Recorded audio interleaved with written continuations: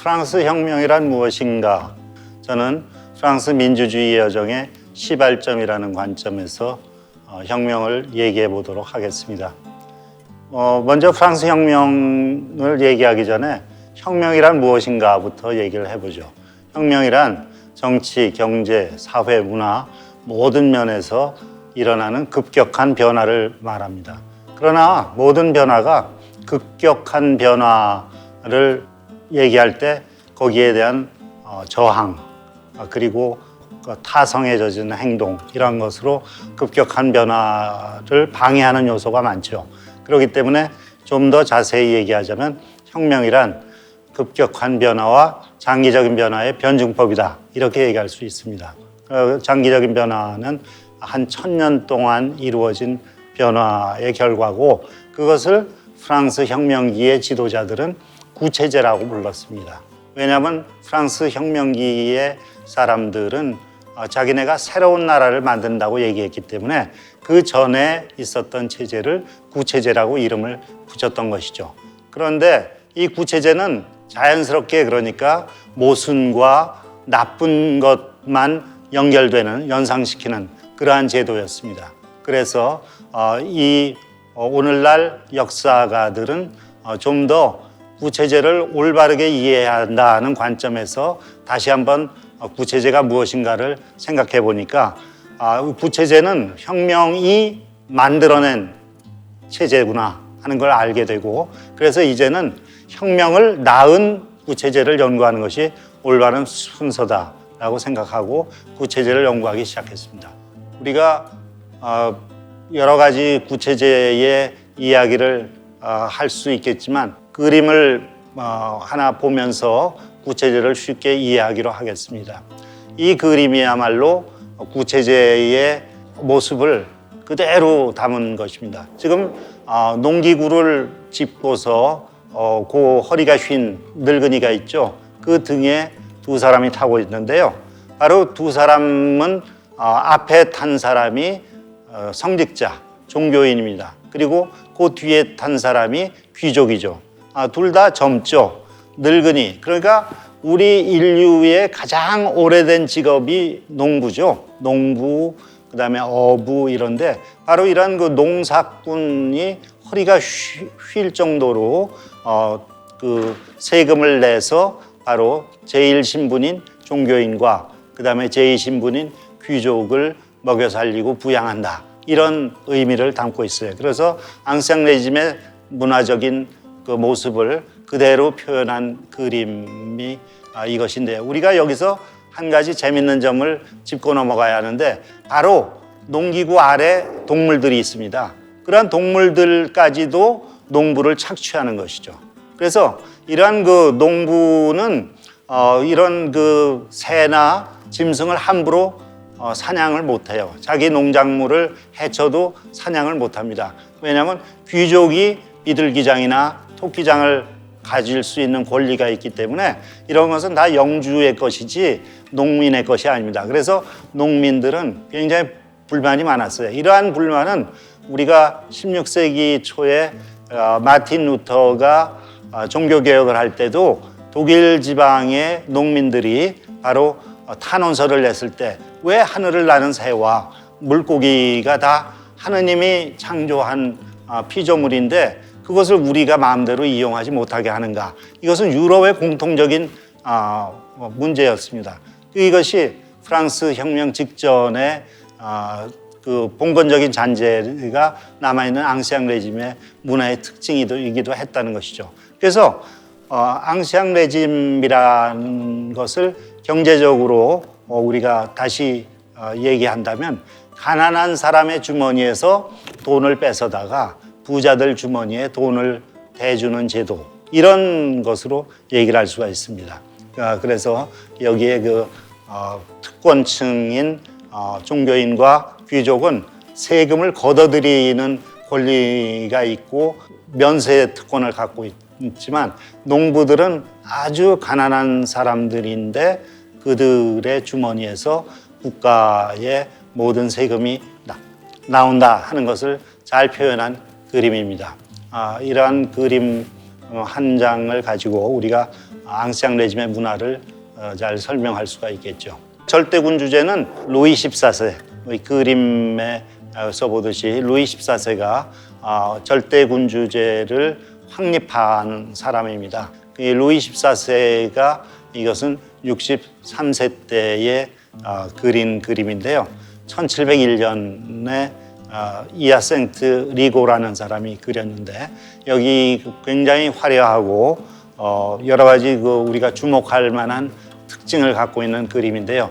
나중에 루이 16세 그림을 보면서 자세히 설명하기로 하고요. 여기서 우리가 특히 그 짚고 있는 그 막대기, 이것은 최고의 지휘관이라는 의미고, 거기 의자 위에 왕관이 있죠. 그것은 뭐 만인지상이라는 의미고, 그 다음에 입고 있는 그러한 망토 같은 거, 거기에 백합꽃을 금실로 수를 놨죠. 이것이 바로 왕의 상징입니다. 그래서 이러한 상징들을 기억하셨다가 나중에 프랑스 혁명기에 그러한 상징이 어떻게 변하는가 하는 것을 다시 한번 짚어볼 때 기억해내시기 바랍니다.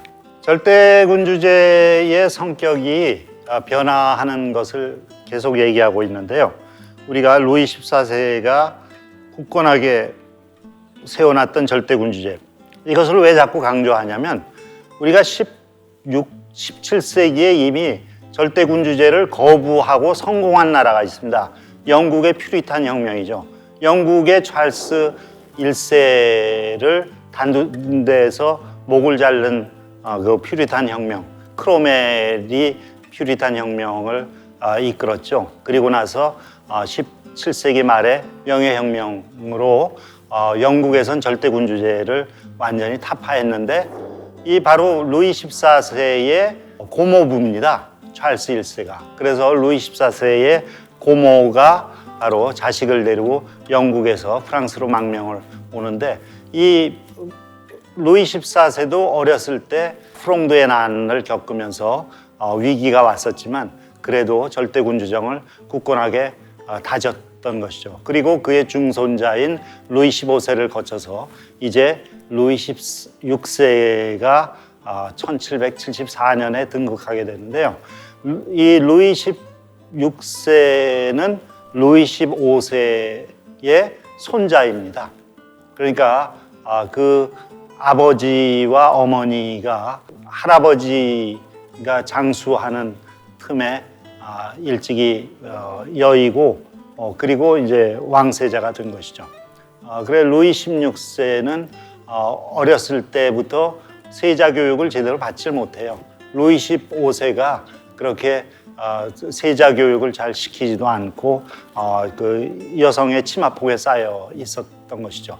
그래서 1789년에 혁명이 일어날 때까지 루이 16세는 어찌할 바를 몰랐던 것 같습니다. 그래서 처음에 1774년에 왕이 됐을 때 우리를 참 어떻게 하나님이 잘 지도해달라 이렇게 기도하고 그랬는데요. 우리가 여기서 루이 16세의 의상과 그의 상징물들을 잠깐 짚어보자면, 이 루이 16세가 입고 있는 옷은 대관식 복장입니다. 그러니까 왕이 되기 전에 대관식이라고 하는 것은 기본적으로 축성식을 거쳐서, 그러니까 교회의 장남으로 하나님이 바로 왕이라는 권위를 준다는 그런 그 신성한 존재를 만드는 그런 식을 거행하는 것을 축성식이라고 하고, 그 다음에 축성식이 끝난 다음에 왕관을 쓰는 대관식을 하는 것인데, 그때의 복장이죠. 그러니까 가장 공식적인 복장입니다. 여기에 그 복장에 있는 백합꽃 문양을 보시죠. 그리고 그 하얀 깃털에 두른 그 목도리, 그것은 귀족 중에 귀족이란 뜻입니다. 그리고 이 오른손으로 짚고 있는 이런 그 막대기, 그것은 바로 최고의 지휘관이란 뜻이고요. 그 다음에 그 왕관 앞에 있는 손가락이 나온 그 막대기가 있습니다. 그것은 사법, 법의 원천이다. 그러니까 절대군주는 법을 정하는 사람이라는 거죠. 우리가 의회 민주주의로 가면 국회가 국민을 대신해서 법을 제정하는데 절대군주정은 바로 왕이 곧 법의 원천이다라는 것이죠. 이렇게 루이 16세의 그림 속에는 여러 가지 상징이 있어요. 그 뒤쪽에 있는 황금빛 옥좌, 이것은 만인의 만인의 가장 우두머리라는 그런 의미고, 그 의자를 둘러싸고 있는 월계수입, 이것은 바로 군사적인 영광을 나타내는 것입니다. 그러니까 바로 군대와 입법, 사법, 이것을 모두 다 한 손에 장악하고 있다. 즉 모나크, 혼자서 다스리는 존재다, 이런 거예요. 그러니까 루이 16세 때 분명히 프랑스 혁명이 일어나긴 합니다만 여전히 제도적으로는 이러한 절대군주정이었다라는 것이죠. 그 옆에 있는 그림은 바로 마리 앙뚜아네트의 그림입니다. 여기서 한 가지만 짚고 넘어가죠. 마리 앙뚜아네트의 머리 모양이 굉장히 화려하고 높죠. 옛날의 귀족과 평민을 구별하는 방법 중에 하나가 이렇게 머리 모양이 아주 유별나게 높을수록 귀족이었어요. 그래서 때로는 머리 위로 50cm에서 거의 1m까지 머리 장식을 하고 다녀요. 그래서 어떨 때 전쟁 때는 이 머리에다가 군함을 놓기도 하고 이런데, 그 다음에 이 마리 앙뚜아네트의 오른쪽 뒤쪽에 희미하게 있는 그러한 그 흉상이 보이죠. 그것이 바로 루이 16세의 흉상입니다. 대개 왕비를 표현하는 방법은 왕의 존재를 어딘가에 나타냄으로써 왕비는 왕을 통해서만 왕비가 될 수 있다라는 것을 알려주는 것이죠. 이것이 바로 18세기 문화의 아주 전형적인 귀족 문화를 보여주는, 그리고 절대군주정의 문화를 보여주는 상징이다라고 해서 우리가 길게 좀 알아봤는데요. 이렇게 18세기가 절대군주정의 시대였는데 여론이랄까 이러한 것들이 형성되면서 많이 바뀌기 시작해요. 그래서 왕이 병들면은 옛날에는 전국의 성당에서 촛불을 켜고 기도를 합니다. 왕의 쾌유를 빌리. 그런데 1774년에 왕이 죽었을 때 기도한 숫자가 거의 없어요. 이렇게 왕이 죽어도 죽었나 보다, 이 정도로 이제 넘어가는 식으로 문화가 바뀌었다는 거죠. 이런 문화적인 변화에서 우리가 한 가지 짚고 넘어갈 것은 출판물이 성공한 시대다.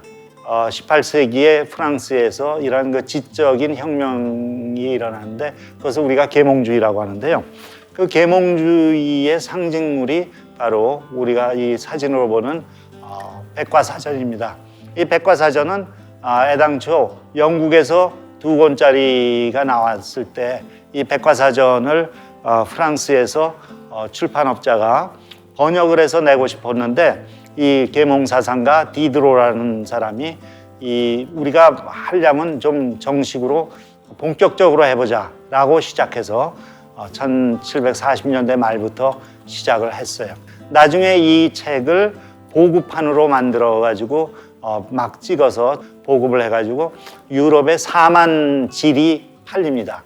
이만큼 프랑스의 계몽주의가 유럽을 휩쓸었다 하는 것이 이제 지식인의 숫자가 늘어났다 하는 것을 얘기하는 거죠. 이렇게 지식인의 숫자가 늘어났다.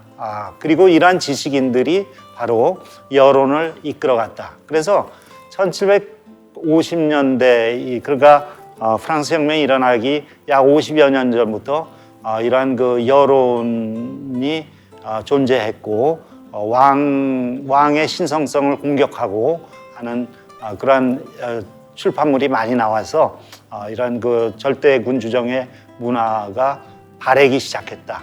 이러한 것을 프랑스 혁명 전에 우리가 변화로 주목할 수가 있다는 거죠. 우리가 절대군주정을 무너뜨린 프랑스 혁명은 왜 일어났는가? 직접적인 원인을 이제 찾을 때가 되었습니다. 재정적인 문제가 가장 큰 문제였습니다. 특히 그 나랏빛이 눈덩이처럼 불어나고 그 국가의 1년치 예산이 1788년에 6억 4천만 리브르였는데 실제로 거둘 수 있는 건 5억 리브르 남짓한 것. 그런데 5억 리브르 남짓한 것을 걷어서 그 중에 절반을 이자를 갚고 연금을 주는 데 써야 되니까 결국은 더 이상 돈을 꿀 데도 없고 새로운 그 재원을 마련해야 되는데, 그래서 왕은 전국의 명사들을 소집해서 그들에게 새로운 세금을 신설하겠다라고 호소했지만 그 특권층은 듣지 않아요. 이 새로운 그 재원을 마련하는 건 역시 귀족들이 갖고 있는 토지에다가 세금을 매기는 것인데, 토지세를 신설하려고 하지만 왕강이 거부를 하죠. 그래서 왕은 국제 금융 시장에서도 돈을 꾸지 못하고 여러 가지로 이제 난감하던 차에 고등법원, 파리 고등법원이 국민의 동의를 얻지 않고서 세금을 걷지는 못하는 것이 왕국의 기본법이다. 전통을 지켜라. 그러니까 국민의 동의를 얻으려면 전국신문회를 소집하라. 이래서 왕은 할 수 없이 몰리다가 1788년에 내년에 전국신문회를 소집하겠노라 라고 얘기를 해요. 이 전국신문회를 소집하는 방식이 굉장히 새롭게 문제점으로 등장을 했어요. 이 전국신문회란 1302년에 처음 생겼는데, 왕이 전쟁을 치르거나 돈이 필요할 때 어디서 돈을 마련하기가 힘들면 국민의 이름으로 동의를 얻어서 세금을 걷죠. 그래서 1302년에는 성직자 귀족, 그 다음에 도시의 부르주아 계층을 압박해서 돈을 마련했는데, 이러한 전통이 쭉 내려오다가 1614년에 마지막으로 열리죠. 그래서 왕이 1614년에 이 전국신문회를 소집한 이후에 1789년, 그러니까 175년 만에 처음 전국신문회를 열기로 했기 때문에 아무도 전국신문회가 어떻게 열리고 어떤 방식으로 열어야 하고 무엇을 토론해야 하는가 하는 문제를 직접 경험한 사람이 없습니다. 그래서 왕은 전국신문회에 대한 정보를 갖고 있는 사람은 누구라도 제출하기 바란다 라고 얘기했고, 그것이 바로 언론의 자유의 물꼬를 터준 격이 되었습니다. 그래서 누구더라도 자기가 이런 식으로 전국신문회를 모아야 됩니다 라고 얘기할 수 있게 된 거예요. 제1신분, 제2신분, 제3신분의 인구 비례를 보면 제1신분이 0.5% 정도예요, 인구에. 그 다음에 제2신분이 1.5% 정도, 합쳐서 2% 정도인데 98%가 제3신분입니다. 이러한 사람들이 세금은 내면서 아무런 권리가 없다라는 불만이 있었는데, 이제 전국신문회를 개최한다고 하니 175년 만에 여는 전국신문회에서 우리의 목소리를 내야 되겠다라고 하는 것이죠. 그래서 전국신문회를 열 때 제3신분의 대표 수를 옛날 기준보다 2배로 늘려달라 이렇게 요구를 합니다. 그래서 왕은 2배로 늘려주는 거에 대해서는 동의를 했어요. 그러나 2배를 늘렸는데 개별 투표를 허락해달라라고 얘기하는 거에 대해서는 해결해 주지 않았어요.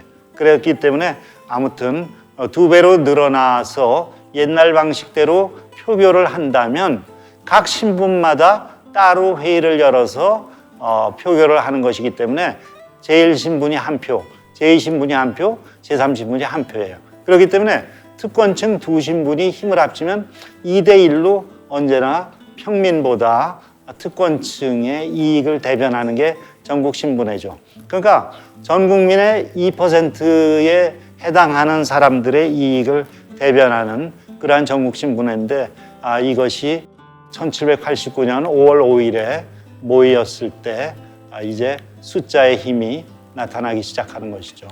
우리가 여기 그림을 두 장을 이제 제시할 텐데요. 하나가 그 전국신분회가 1789년 5월 5일 날 모인 광경입니다. 저 끝에 왕이 앉아 있는 높은 단이 있고 그 양쪽에 그 홀의 왼쪽에는 종교인들, 오른쪽에는 귀족들, 그리고 이 검은 옷을 입고 왕을 마주보고 앉아 있는 사람들이 제3신분입니다. 그래서 제3신분의 숫자는 제1신분과 제2신분 대표의 숫자만큼 늘려달라라고 하는 것이 통해서 600명 정도예요. 다음 그림에서 빨간 옷을 입은 이런 그 종교인의 모습을 볼 수 있고, 그 다음에 저 맞은편에 귀족의 모습을 보고, 그 다음에 검은 옷을 입은 사람들이 그 제3신분 대표들입니다. 여기 제3신분 대표들도 대개 가발을 썼는데, 요 한 세 번째에 양손을 모으고 앉아 있는 대머리 진 사람이 있는데, 이 사람이 바로 유일한 농부 출신의 대표입니다. 이게 제라르라는 사람인데 5월 1일 날부터 베르사유 궁에서 이 아련을 했어요.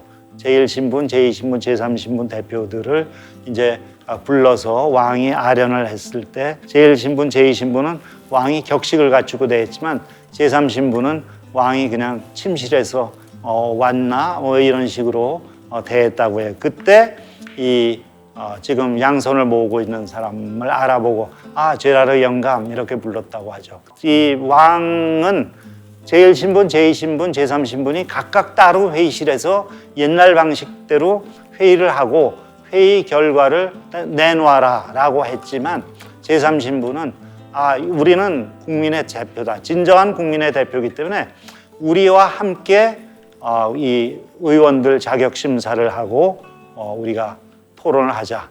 그렇게 하면서 제3신분이 계속 귀족과 성직자를 압박을 해요. 그리고 나서 6월 17일 날 국민의회를 선포해요. 우리는 이제부터 국민의 대표이기 때문에 우리가 모인 곳이 바로 국민의회다. 즉 줄여서 국회죠. 그래서 왕이 갖고 있던 그 징세권하고 입법권을 우리가 행사하겠다라고 얘기한 것입니다. 이 그림은 바로 그 3일 뒤에 있었던 죄드폼의 선서. 죄드폼이라고 하면 일종의 테니스 같이 라켓으로 공을 쳐넘기는 그러한 놀이인데요.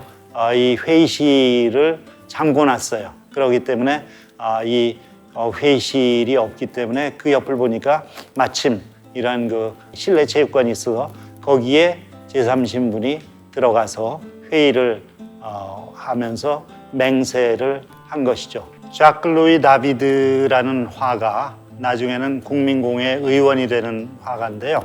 이 화가가 그린 역사화입니다.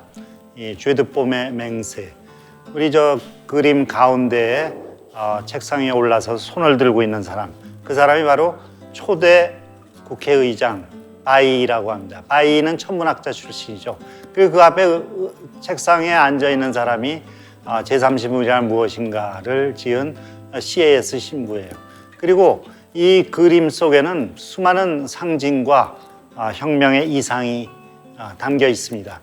이 앞에 하얀 옷을 입고 있는, 그 다음에 종교인 복장, 이런 세 사람이 있죠. 그 하얀 옷을 입은 사람이 수도사 동죄르라고 하는 사람이고, 가운데 까만 옷을 입고 있는 신부가 그레고아르 신부, 그 다음에 오른쪽에 있는 사람이 라보드 생테티엔느라는 목사입니다. 그러니까 이제 프랑스 혁명에서 카톨릭이 국교였던 국가에서 이제 양심의 자유, 신앙의 자유가 생겼다는 것을 뜻하는 그림이죠. 그리고 여기에는 젊은이와 늙은이의 화합. 그러니까 왼쪽 구석에 젊은이가 늙은이를 부축하고 있죠. 그 다음에 오른쪽에는 가슴을 활짝 열고 있는 로베스피에르의 모습도 보이고, 그 다음에 유난히 돋보이는 사람이 미라보 백작인데요.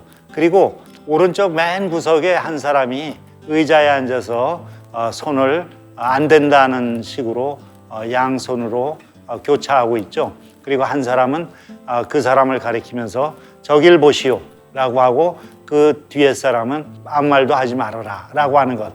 이것은 바로 언론의 자유, 양심의 자유를 강조한 것입니다. 그 한 사람은 실제로 카스텔로다리의 마르땡 도시라고 하는 사람인데 단 한 사람이 선서에 참여하지 않았어요. 나는 왕을 위해서 전국신분의 대표로 왔던 것이고 우리 유권자들이 나에게 이런 선서를 시킨 적은 없다. 그래서 나는 거부한다 라고 얘기를 한 것이고 그 앞에 사람은 빨리 저기에 동참해야 된다라고 손가락으로 바위를 가리키고 있고 그 뒤에 사람은 여기는 반대할 자유도 있다라고 하는 것이죠. 그리고 여기에서는 이제 국민 주권의 이상이 나타나고 있어요. 이 체육관의 양쪽 옆에 창문으로 민중이 고개를 내밀고 정치하는 과정을 들여다봅니다. 그들이 바로 모든 권력의 원천이라는 거죠. 우리가 절대군주정에서는 절대군주가 하나님이 주신 권한을 지상에서 대신 활용해서 법을 제정하고 군사적으로 최고 지휘관 노릇을 하고 그다음에 징세권을 가졌죠. 그러나 이제 모든 법의 원천은 국민이라는 것, 그런 이상을 이 그림이 나타내고 있어요. 그리고 마치 새로운 바람이 구제도를 없애듯이 창문으로 들어오는 것을 이 펄럭이는 커튼으로 상징적으로 잘 보여주고 있습니다. 그래서 이 그림을 지금까지 많이 보셨다 할지라도 이제 새로운 눈으로 보면서 여기에 다비드가 표현하고자 하는 혁명의 이상이 무엇인가를 잘 생각하기 바랍니다. 바로 화합과 자유와 평등과 인민주권, 이것이 다비드가 숨겨놓은 코드라고 하겠습니다. 이제 6월 17일 날 새로운 방식으로 국회가 됐어요. 국민의회라고 하죠. 그리고 바로 6월 17일 날 우리가 있는 곳이 바로 국회며 우리는 법을 만들기 전에 해산하지 않겠다라고 아주 다짐을 합니다. 그래서 왕은 자기가 절대군주라는 것을 다시 한번 확인하기 위해서 명령을 하죠.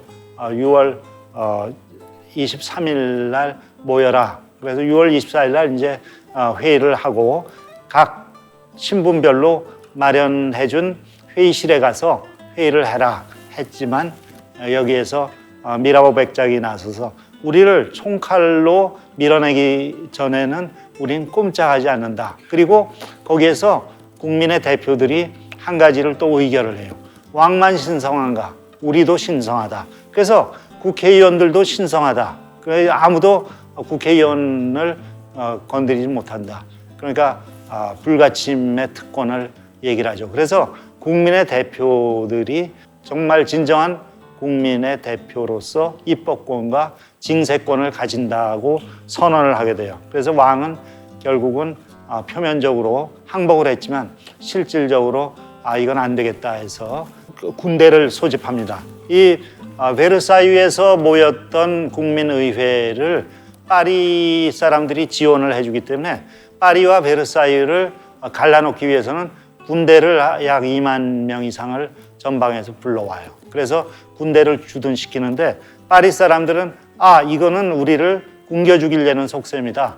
우리를 항복하라고 하는 것이다. 왜냐하면 센강의 길로 많은 식료품과 생활 필수품이 들어오는데 그걸 군인들이 다 막아서기 때문에 그러니까 오히려 파리 사람들이 이제 흥분하고 이제 더 과격해지기 시작하죠. 그래서 6월 30일에는 아베이 감옥이라고 하는 군사 감옥이에요.